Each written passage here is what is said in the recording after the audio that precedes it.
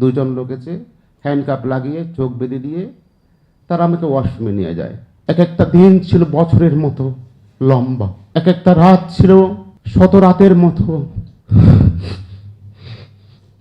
যে রাত শেষ হতো না। এভাবে 3 মাস, দিন সপ্তাহ মাস যেতে যেতে বছর হয়ে গেল। তবু একটু ক্ষীণ আশা ছিল হয়তোবা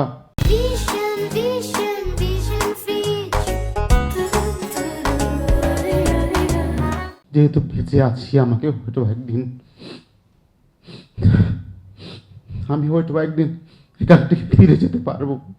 কিন্তু যখন বছর ঘুরে বছর যায়, তখন আমি এক পর্যায়ে বাচ্চার সমস্ত আশা ছেড়ে দিয়েছিলাম।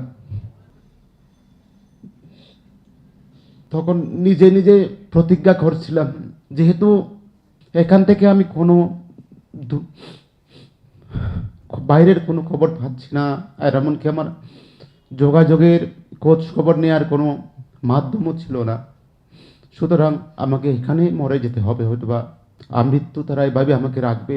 তো এইরকম চিন্তা যখন মাথায় আসলো, তখন আমি পরে নিজে একটা সিদ্ধান্ত নিলাম। তখন আমি ওখানে খুব স্বাভাবিকভাবে থাকার চেষ্টা করলাম, যেহেতু আমাকে ওখানে যতই চিন্তা করি, যতই কিছু ভাবি, আসলে ওখান থেকে বের হওয়ার কোনো রাস্তাই আমার নাই। তখন বুঝলাম, একজন মানুষ যখন বিপদকে ভয় পায় বিপদ আসার আগে, কিন্তু যখন বিপদে মানুষ পড়ে, তখন কিন্তু সেই বিপদকে মেনে নেয়ার সেই সাহস মানুষের আছে। তো একটা পর্যায়ে আমি সেই বাস্তবতাকে মেনে নিয়ে, মৃত্যুকে মেনে নিয়ে আমি ওখানে স্বাভাবিকভাবে থাকার চেষ্টা করলাম। এভাবে আমি তাদেরকে প্রায় সময় বলতাম, তারা যখন আমার ওখানে যেত, আমাকে গিয়ে কেউ কেউ বলতো, কেমন আছেন, ভালো আছেন, এভাবে তারা ওখানে গিয়ে বলতো, বাইরে থেকে জিজ্ঞেস করতো। আমার খারাপ লাগতো তাদের এসব শব্দ শুনে, কথাগুলো শুনে। আমার মনে হতো তারা তামাশা করছে আমার সাথে। একটি মানুষকে এভাবে রেখে, সমস্ত রকমের দুনিয়া থেকে বিচ্ছিন্ন করে রেখে একটা গুহার মতো জায়গায়, খবরের মতো জায়গায়, সাক্ষাৎ মৃত্যুর মধ্যে তারা রাখার পর যখন একজন মানুষ জিজ্ঞাসা করে যে তুমি কেমন আছো, ভালো আছেন, এটা স্বাভাবিকভাবে আমার খুব খারাপ লাগতো। একসময় তাদেরকে আমি বলতাম যে আপনারা এভাবে বলছেন কেন? একটি মানুষ যেভাবে ভালো থাকে, এই অবস্থায় থাকে ভালো। অনেক সময় তারা বিভিন্ন রকমের খারাপ ব্যবহার করত, আচরণ করত, ঠিক মতো ওখানে এত কষ্টের মধ্যেও তারা ঠিক মতো ঘুমাতে দিত না। ঘুমানোর সময় নানা রকম শব্দ করত, ঠিক মতো মানুষের যে স্বাভাবিক যে প্রাকৃতিক কাজ যে করতে হয়, সেই কাজের ক্ষেত্রেও তারা নানা রকম কষ্ট দিত, ঠিক মতো নিয়ে যেত না। কারণ ওখানে আমি নিজে যেতে পারি না, আমাকে নেওয়ার সময় ডাকতে হয়। ডাকলে কোনো একজন লোক এসে, 2জন লোক এসে হ্যান্ডকাপ লাগিয়ে চোখ বেঁধে দিয়ে তারা আমাকে ওয়াশরুমে নিয়ে যায়।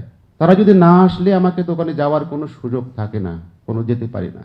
তো এই সময়ও তারা নানাভাবে কষ্ট দেয়, আরো বিভিন্ন রকমের কষ্ট, এর মধ্যেও তারা এরকম করে তাকে দিয়ে থাকে। তো আসলে এই যে অবস্থার মধ্যে আমরা গিয়েছিলাম, এই কষ্টের কথা আপনারা অনেকেই জানেন, কিন্তু উপলব্ধি করা, প্রকৃততে বুঝে নেওয়া কিন্তু খুব কষ্টের।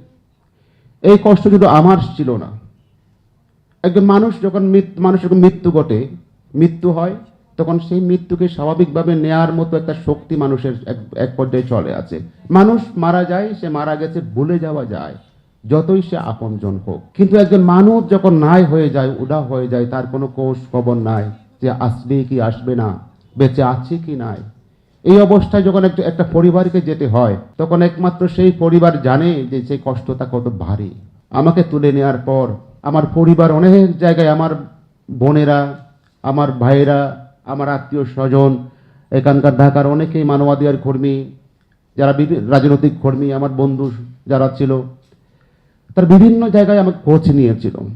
এমনকি নারায়ণগঞ্জে যখন একটা লাশ পাওয়া যায়, ওই লাশটাও তারা দেখতে গিয়েছিল, সেই লাশ আমি কি না।